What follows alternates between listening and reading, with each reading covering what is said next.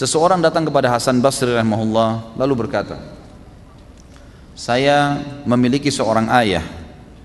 Ayah saya sudah sangat tua, terbaring di ranjang, stroke, satu badan semua nggak bisa bergerak.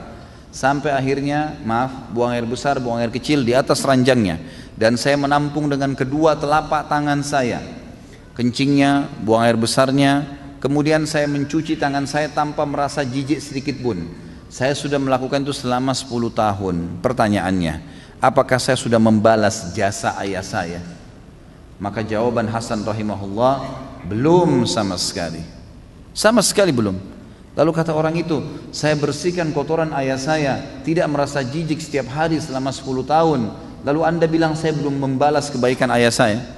Kata Hasan Basri, belum. Karena dulu waktu kamu masih kecil, kalau ayahmu membersihkan kotoranmu, dia berharap dan terus berdoa kepada Allah agar kamu menjadi tokoh masyarakat, menjadi orang yang sukses. Kalau kamu sekarang melakukannya, kamu hanya melakukannya karena merasa itu adalah sebuah perintah, dan akhirnya kamu berharap kapan dia meninggal dan berhenti tugasmu itu. Berbeda niat antara orang tua dengan anak. Orang tua memiliki rasa sayang yang luar biasa kepada anaknya dan tidak bisa dibandingkan dengan sayang anak kepada orang tuanya. Orang tua kalau marah dengan anaknya, marahnya karena sayang. Tapi kalau anak marah dengan orang tua, bisa saja karena haknya atau karena keinginannya belum dipenuhi, bukan justru karena orang tuanya salah. Seperti itulah kurang lebih. Dan berapa banyak kasus-kasus orang yang menjadikan orang tuanya sebagai pintu surga. Ingat teman-teman sekalian, seorang ulama salaf pernah berkata waktu ayahnya meninggal, ibunya meninggal dunia, maka dia menangis. Seorang alim ulama, lalu ditanya, kenapa anda menangis? Bukankah orang itu tidak boleh nangis terisak-isak seperti ini pada saat ada orang yang meninggal? Dia bilang, saya bukan menangis karena orang tua saya ini, ya, karena diahnya secara pribadi, bukan karena diahnya. Karena selama dia hidup saya berbakti alhamdulillah.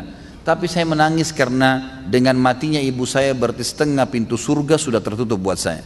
Tinggal ayah saya satu ini dan ini saya harus jaga dan ini setengah pintunya.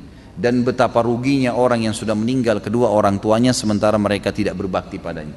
Teman-teman renungi, berapa banyak orang di antara anda yang orang tuanya masih hidup alhamdulillah, cuma kebetulan beda kampung, beda kota, tinggal telepon, tinggal kirimin hadiah, pakaian, makanan, tidak ada susahnya. Tapi subhanallah kita tidak lakukan. Kita lakukan kepada teman-teman kita malah. Kita lakukan kepada orang-orang yang kita senangi, yang mungkin tetangga, mungkin sahabat dekat, mungkin orang-orang ini hanya sekedar memberikan peluang-peluang kecil dari urusan dunia, dan kita lupakan kepada orang tua kita. Ini satu hal yang luar biasa yang harus kita perbaiki.